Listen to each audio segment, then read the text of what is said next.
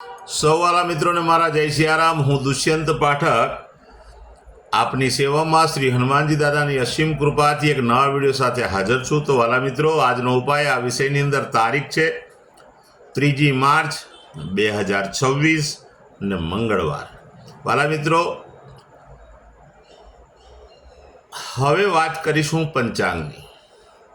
તો પંચાંગ ફાગણ મહિનો શુક્લ પક્ષ ચાલી રહ્યો છે। મગા નક્ષત્ર શુકરમાં યોગ છે। સિંહ રાશિનો ચંદ્ર અને કુંભ રાશિનો સૂર્ય છે। અશુભ સમયની જો વાત કરું તો યમઘંટ સવારે 9:44 થી 11:11 સુધી છે અને રાહુકાળ બપોરે 3:34 થી 5:02 સુધી છે। આ બંને અશુભ સમય છે। અશુભ સમયની અંદર કોઈ પણ પ્રકારનું શુભ કાર્ય અને શુભ યાત્રા ન થાય। વાલા મિત્ર, શુભ કાર્ય અથવા શુભ યાત્રા કરવા માટે તમારે કોઈ સારું ચોઘડિયું તો સારું મુહૂર્ત લેવું જોઈએ, જેમાં ઉત્તમ અભિજીત મુહૂર્તનો સમય બપોરે 12:16 થી 1:02 સુધીનો છે। આ સમયની અંદર તમે કોઈ પણ પ્રકારનું શુભ કાર્ય અથવા શુભ યાત્રા કરી શકો। વાલા મિત્રો, હવે વાત કરીશ આજના ઉપાયની। તો આજના ઉપાયમાં વહેલી સવારે તમારે સ્નાન કરવા બેસવાનું। સ્નાન કરવા બેસો ત્યારે નાવાના પાણીની અંદર 1 ચમચી કાળા તલ પધરાવી દેવાના, પાણીમાં મિક્સ કરવાના। તે જ પાણીથી તમારે નાહવાનું। ચોખ્ખું પાણી ઉમેરી શકાય, સાથે સાથે સાબુ અને શેમ્પૂનો ઉપયોગ પણ કરી શકાય। સ્નાન થઈ ગયા પછી તમે જ્યારે કપડાં પહેરી લો ત્યારે વાલા મિત્રો, તમારે ઘરના મુખ્ય ઉંબરા પર આવીને ઊભું રહેવાનું। એ મુખ્ય ઉંબરે આવી ઉંબરાને ચોખ્ખો કરવાનો, દૂધ પાણીથી સાફ કરવાનો, સ્વચ્છ કરવાનો અને તેને પગે લાગવાનું છે। આગળ એક સફેદ કાગળ લેવાનું, એમાં અડધી ચમચી જેટલું સિંદૂર પધરાવવાનું, એની પડીકી વારવાની। 24 કલાક એ પડીકી પોતાની પાસે રાખવાની। તે પડીકી કાં તો પીપળાના ઝાડના મૂળમાં અથવા દેવ મંદિરે જઈને બીજા દિવસે મૂકી આવવાની। હવે એનાથી પછી આગળનું કાર્ય એ છે કે સંધ્યાકાળે તમારે હનુમાનજી દાદાના મંદિરે જવાનું। કોઈ પણ લીલું પાન લેવાનું, એમાં ખાંડ અથવા પતાસું મૂકવાનું। જો નાગરવેલનું પાન મળે તો ઉત્તમ અને પતાસું મળે તો પણ ઉત્તમ। બંને વસ્તુ શ્રી હનુમાનજી દાદા આગળ મૂકી એક હનુમાન ચાલીસાનો પાઠ કરવાનો।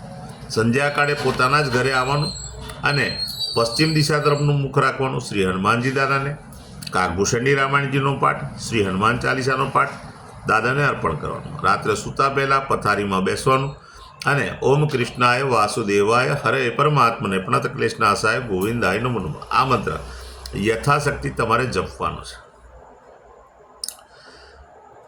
વાલા મિત્રો, આ હતો આજનો ઉપાય। જે મારા વાલા મિત્રનો જન્મદિવસ 3 માર્ચ 2026 મંગળવારના દિવસે છે, તેવા બધા જ વાલા મિત્રોને સૌપ્રથમ તો જન્મદિવસની શુભકામના। શ્રી હનુમાનજી દાદા તેમની મનોકામના પૂર્ણ કરે, બલબુદ્ધિને વિદ્યા આપે અને એમનું રક્ષણ પણ કરે। ઉપાયના ભાગ સ્વરૂપે મેં કહ્યું તે પ્રમાણે સ્નાન કરવાનું। મેં કહ્યું તે પ્રમાણે સિંદૂરની પડીકી 24 કલાક માટે પોતાના પોકેટમાં રાખવાની। ત્યાર પછી તમારે કોઈ પણ હનુમાનજી દાદાના મંદિરે જવાનું છે। હનુમાનજી દાદાના મંદિરે જવાનું, ત્યાં જઈને બુંદીના લાડુ ધરાવવાના છે અને નાના નાના બાળકોને વેચવાના છે।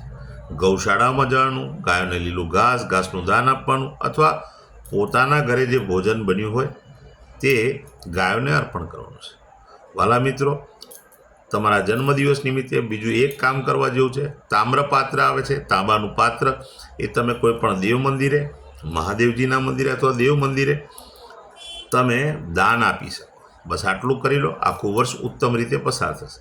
ત્યાર પછી જેની મેરેજ એનિવર્સરી 3 માર્ચ 2026 અને મંગળવારના દિવસે છે, તેવા બધા જ વાલા મિત્રોએ સવારે સ્નાન કરી વડીલોના આશીર્વાદ લેવાના છે। ત્યાર પછી ગૌશાળામાં જવાનું, ગાયોને લીલું ઘાસનું દાન આપવાનું અથવા પોતાના ઘરે બનેલું ભોજન આપવાનું।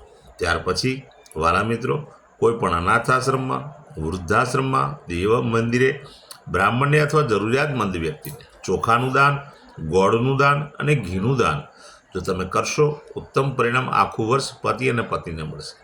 મારા બધા જ વિડીયો યુટ્યુબ પર હોય છે, મારી યુટ્યુબની ચેનલનું નામ છે દુષ્યંત પાઠક. તમે સબસ્ક્રાઈબ કરજો અને બેલ આઇકન દબાવવાનું ન ભૂલતા, કારણ નિયમિત હું એક વિડીયો મૂકું છું અને એ વિડીયો તરત જ તમારા મોબાઈલ પર નોટિફિકેશન આવી જશે, તમે જોઈ શકશો.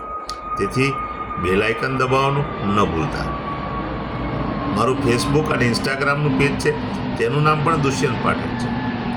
મારા પેજને ફોલો કરજો, લાઈક કરજો અને મારા બધા વિડીયોને શેર કરજો. વાલા મિત્રો, તમારા શેર કરવાથી કોઈ જરૂરિયાતમંદ સુધી એ વિડીયો પહોંચી જશે, ઉપાય કરશે અને એનું ભગવાન કલ્યાણ કરશે. ફરીથી પણ કહું છું, મારા બધા જ ઉપાયો 24 કલાકમાં પરિણામ નથી આપતા.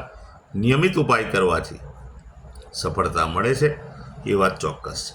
નવા વિડીયોમાં ફરીથી મળીશું. આપ સૌને મારા જય સિયારામ.